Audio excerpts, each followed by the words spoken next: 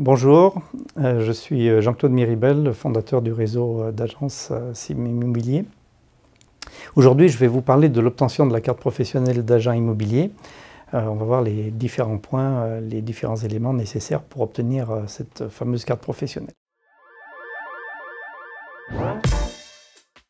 Alors tout d'abord, il faudra justifier d'une capacité pour le ou les gérants. C'est très important. Puisque s'il y a co-gérance, les deux gérants doivent avoir cette capacité professionnelle et pas un seul, comme on peut le voir dans beaucoup d'autres professions. Alors, quelle est cette capacité? D'abord, il y a un diplôme qui est spécifique, c'est le BTS Profession Immobilière, évidemment. Ensuite, le niveau de diplôme est un diplôme délivré par l'État sanctionnant 3 années d'études après le baccalauréat dans des domaines juridique, économique ou commercial.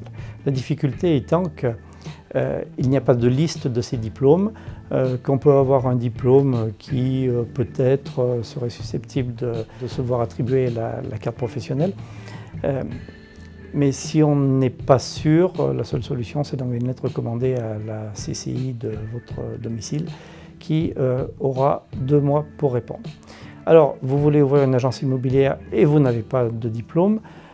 Vous avez toutefois une certaine expérience professionnelle d'au moins 3 ans dans n'importe quel domaine. Vous pouvez identifier un diplôme que vous pourriez obtenir par la VAE. La VAE, c'est la validation des acquis de l'expérience. Ça consiste à aller voir le rectorat et à dire voilà, je n'ai pas eu l'occasion de passer tel diplôme juste après, à la fin de mes études.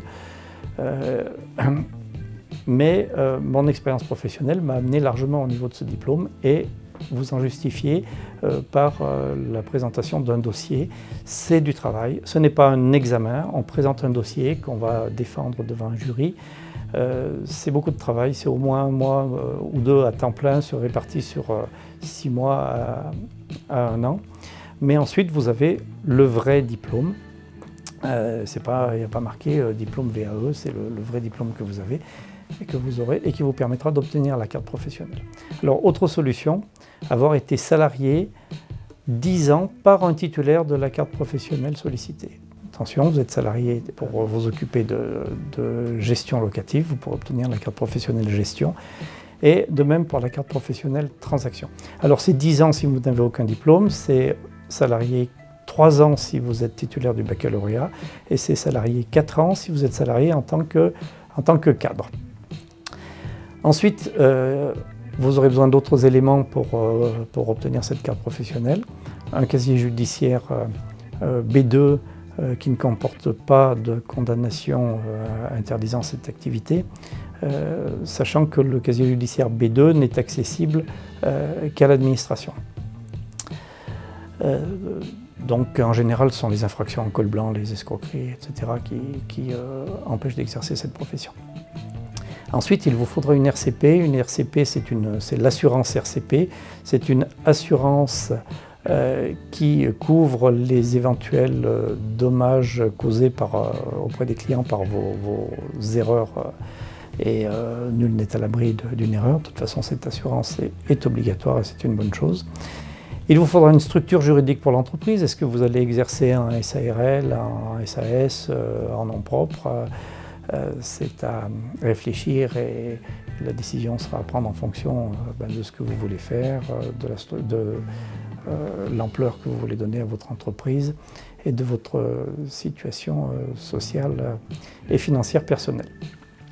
Il vous faudra aussi un local ou une domiciliation et facultativement une garantie financière et le compte article 55 qui va avec. Cette garantie financière vous autorise à encaisser les dépôts de garantie des clients lors des ventes. L'avantage, c'est que ça permet d'accompagner le client jusqu'au bout et de bien maîtriser le dossier jusqu'à la signature de l'acte définitif. C'est vous qui maîtrisez l'ensemble du dossier, y compris le dépôt de garantie que vous avez versé sur le fameux compte article 55 qui est ouvert en général auprès d'une banque spécialisée. Voilà, j'ai fait le tour des éléments nécessaires pour obtenir la carte professionnelle d'agent immobilier. Si vous avez des idées sur des interventions que vous souhaitez nous voir faire sur cette Web TV, n'hésitez pas, contactez-nous. Merci et à bientôt.